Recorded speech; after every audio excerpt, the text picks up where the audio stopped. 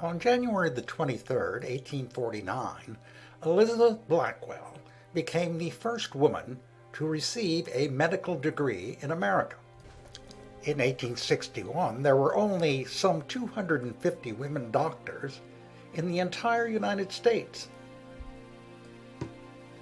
Some of these pioneering women would serve in the war, directly supporting the Union Army.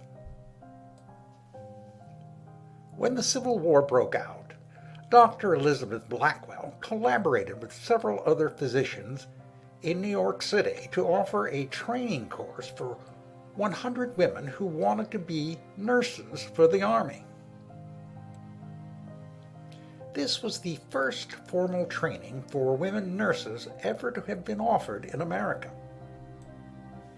Dr. Mary Walker is the most famous woman doctor of the Civil War. In July 1861, Walker journeyed to Washington City to enlist as an Army medical officer. She was refused a commission, so volunteered at a hospital set up in the building of the U.S. Patent Office, where she served as an assistant to an Army surgeon. In December 1862, Walker volunteered at a tent hospital near Fredericksburg, Virginia, where the Union Army had suffered a calamitous defeat. In September 1863, Mary Walker found herself tending the wounded in Tennessee at the Battle of Chickamauga. Assistant Surgeon General Robert C. Wood observed Walker's work during the Chickamauga campaign and appointed her an acting assistant surgeon in the Army of the Cumberland, assigned to the 56th Ohio Infantry based in Chattanooga, Tennessee. For the first time, Mary Walker wore the sanctioned dress of a Union military surgeon. Dr. Walker was regularly ordered on missions outside of Union lines, but her orders, it is thought, were not entirely medical in nature.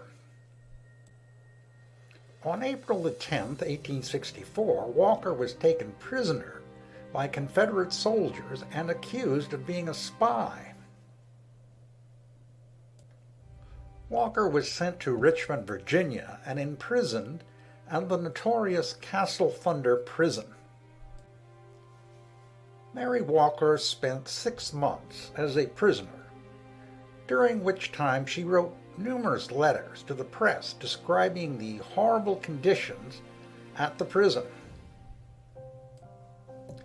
She complained that her mattress was infested with insects, rats ran throughout the prison at night, and food rations were meager and inedible.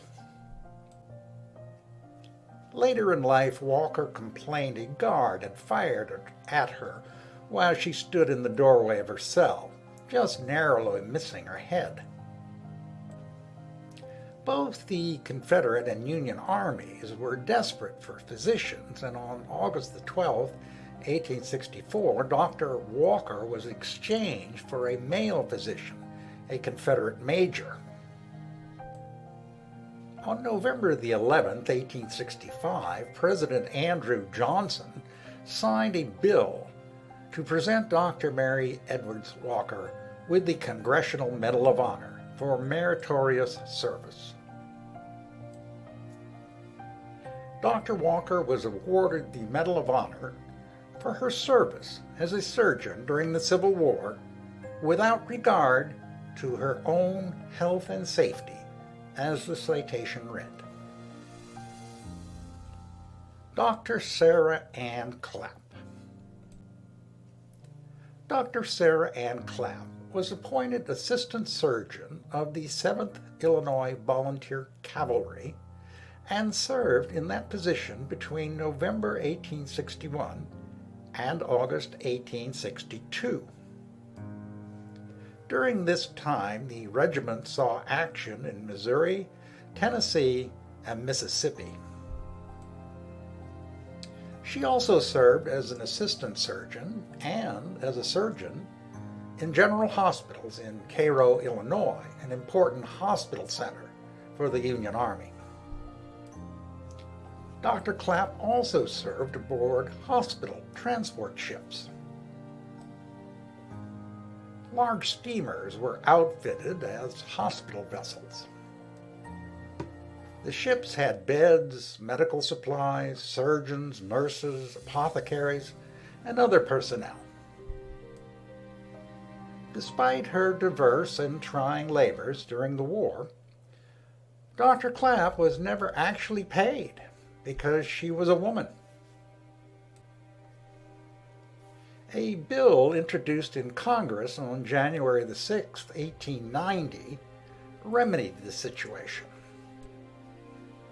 Sarah Ann Clapp finally received back pay from a grateful nation in a lump sum payment of $850, approximately $191,000 in today's money, for having served as an assistant surgeon some 30 years prior to payment.